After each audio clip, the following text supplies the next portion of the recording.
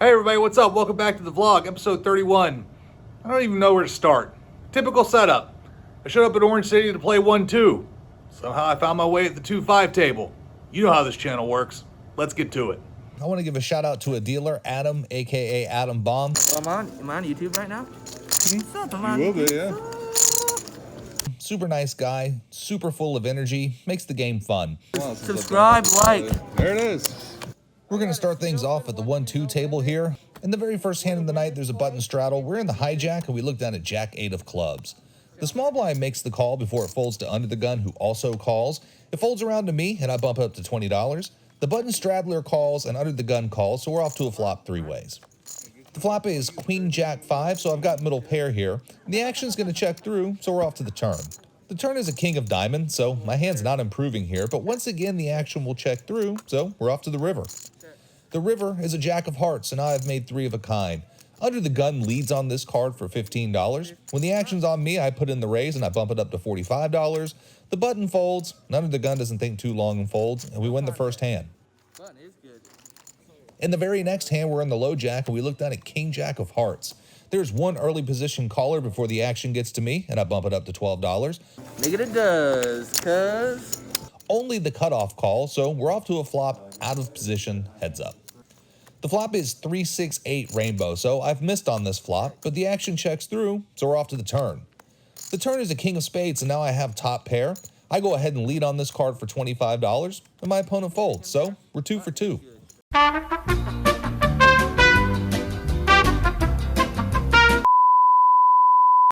In this next hand, my footage is a little bit messed up, but we're in the cutoff and we look down at ace-4 offsuit. There are two calls before the action gets to me.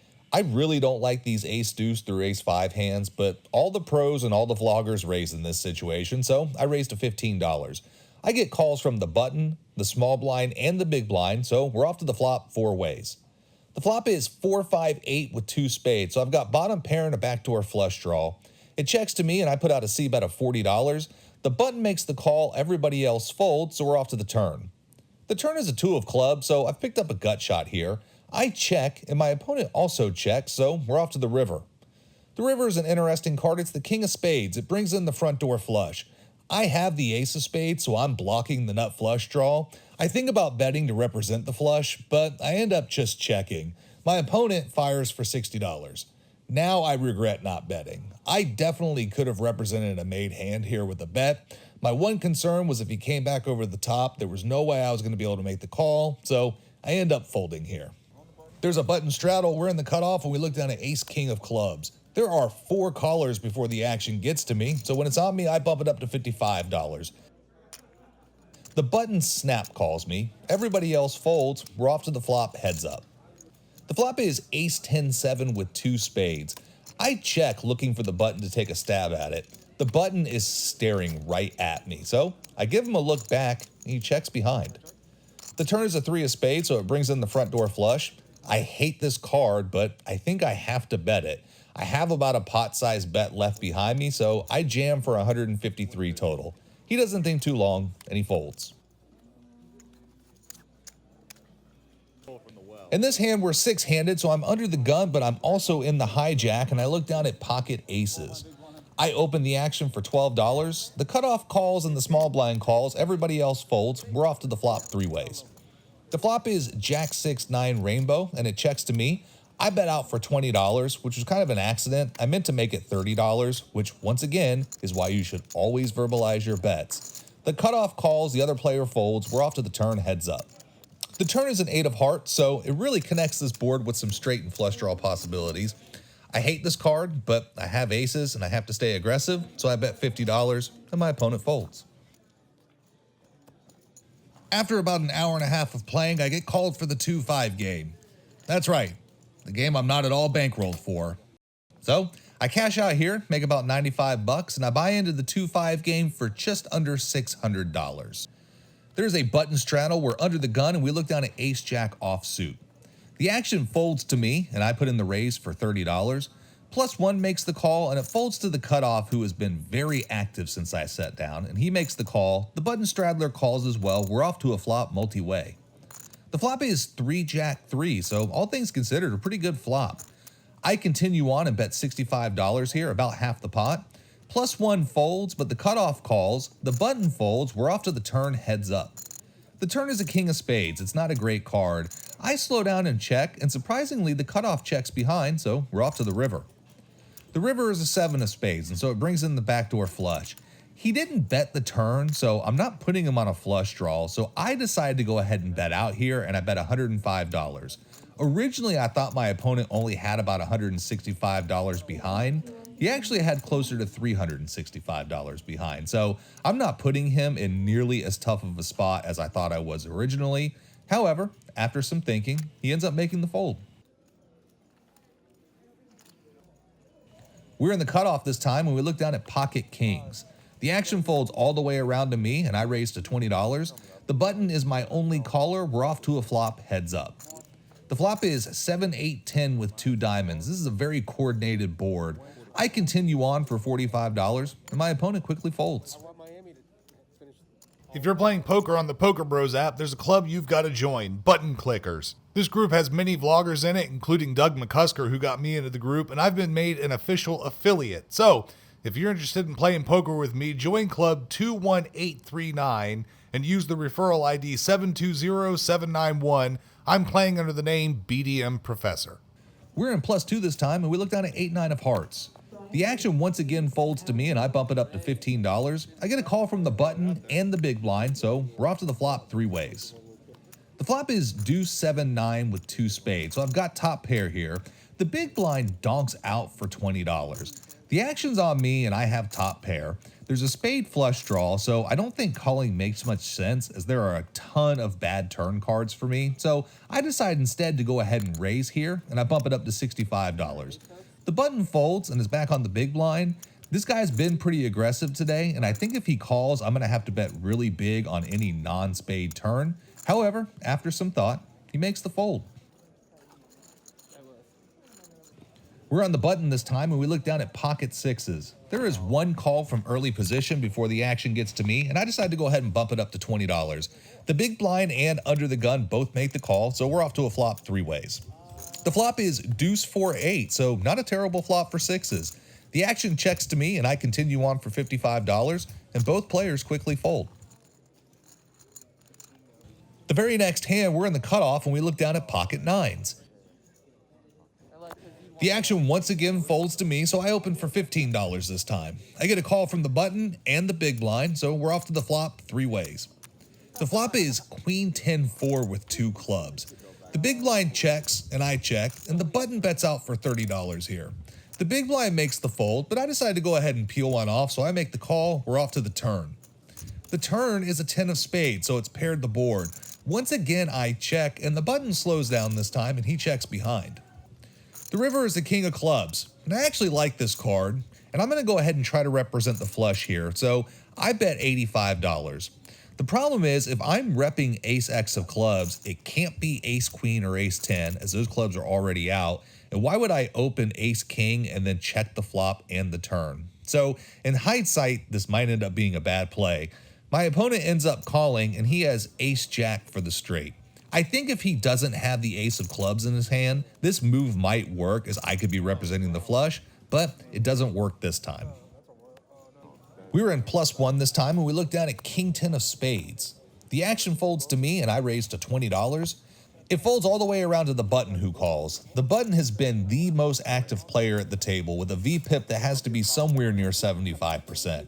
Both blinds fold, so we're off to a flop heads up. The flop is ace-ace-deuce with 2 spades. I check, and surprisingly, the button checks behind, so we're going to get a free turn card. The turn card is the 7 of spades, so I've made my flush here. I decide to go ahead and down bet to $15, thinking it might encourage the button to get aggressive. And it does, because he raises to $45. Thinking he could be on some sort of ace-x hand, there's going to be some rivers that I don't like, so I decide to go ahead and re-raise, and I re-raise to $170. The button doesn't think too long and calls, so we're off to the river. The river is a 4 of spades, and I don't know if this is a good card or a bad card, but regardless, I can't slow down now, so I bet $200. I probably should have bet more here, but I am weary of it being a paired board. If he comes over the top, I'll still have about $300 behind and could technically fold this if I think I'm behind. The button snaps. He literally beats me into the pot. So we have a $780 pot. I show, and he says he had the queen high flush, and he mucks, so we scoop this one. We're in the big blind this time, and we look down at 10 jack of clubs.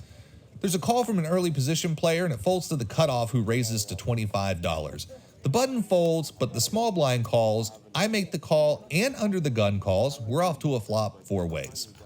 The flop is 9 jack 10 with 2 spades. The small blind leads out for $45 here. On such a connected board, I want to protect my hand, and so I raise to $140. It folds to the cutoff, who then re-raises to $450. The small blind then snaps it off for about $280 total.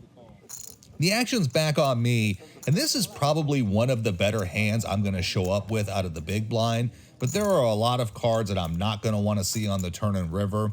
And with a 3-bet and a snap call, I have to feel someone has a set here, so I end up making the fold. We're going to see a run out. The turn is a 9 of spades, and the river is a blank that doesn't change anything. The small blind rolls over 7-8 of hearts for the bottom end of the straight, and the cutoff never does show. I thought it was a set, but perhaps it was an overpair, like maybe queens. Coming off of an October full of bad calls and ill-advised jams, I'm happy I found the fold here. I want to give a shout out to a 2-5 player who goes by the name G. Super nice guy that I met playing this night. Also a really good player. We're on the button and we look down at 9-10 of hearts. There is one call from early position, and when the action gets to me, I bump it up to $20. The small blind makes the call and the early position player calls. We're off to a flop 3 ways. The flop is Jack Queen 7 all spades. The action checks to me, and I'm open-ended, but it's a monotone board, so I decide to go ahead and just check back and see a turn. The turn is the 10 of clubs, and the small blind leads on this card for $40. He's a very competent 2-5 regular who has not shown me or any of my bets and raises much respect. The early position player makes the fold, and I call looking to make a move on any safe river. The river is a 9 of hearts, so not at all a safe river because it puts a 4-liner to the straight. Although it does give me a little bit of extra equity, it's much harder to bluff on this card. So when the small blind checks it over to me, I just check behind, I show my hand, and he shows ace queen, and we win here. I went card dead for about 2 hours. There was nothing playable. I was just hoping for something like suited or connected cards to just try to see a flop. Here's some proof. I'm on the button and I look down at 10-6 of diamonds. There's a call from an early position player before it folds to me. I make the call and the small blind calls, and then the big blind raises to $35. I make the call, as does the small blind. We're off to the flop 3 ways. The flop is 10-6-4 with 2 hearts, so I've flopped top 2 here. The small blind leads out on this card for $50. The big blind folds and the action's on me. I want to go ahead and protect my hand with so many draws out there, and so I put in the raise, and I raised to $200. Probably a little bit too large, but again, I'm trying to protect against the heart draw. The small blind ends up folding, and we win. In the last hand of the night, there's a button straddle. We're under the gun with queen 10 of diamonds. There's a call from the small blind before the big blind folds. When the action's on me, I bump it up to $40. We get a call from the hijack and the button and the small blind, so we're off to a flop 4 ways. The flop is 7 queen 9 rainbow. The action checks to me, and I continue on this flop for $110. The button is my only caller, so we're off to a turn out of position heads up. The turn is a 3 of clubs, so it puts a club flush draw out there, but this card really shouldn't connect with my opponent, so I continue with the aggression, and I bet $225. The button makes the call, so we're off to the river. The river is a very interesting card. It's the queen of clubs, so it brings in the backdoor flush, but it also gives me trips. I should probably put out a blocker bet here, but I actually think I might have the best hand, and my opponent's been pretty aggressive today, so I decided to go ahead and check. My opponent does not disappoint, and he bets out for $375, exactly what I have left in my stack. At the turn, I thought ace-queen of clubs was a real strong possibility for one of his holdings, but obviously the river proves that that's not his hand. With that hand out, the flush draw just doesn't make as much sense anymore. Is he calling pre-flop with ace-9 of clubs? Doubtful. Any card except this exact card, I think I can get away from this hand, or I'm gonna win this hand. And if he has ace queen off or king queen off, I guess it's just kind of a cooler situation. So I don't waste much time and I make the call. With a $1,500 pot in front of us, my opponent flips over jack 8 of clubs for the flush. At first, I thought his play made no sense, but I guess he can call the flop with a gut shot, and then he picks up a lot of extra equity on the turn with a flush draw. It's just gross.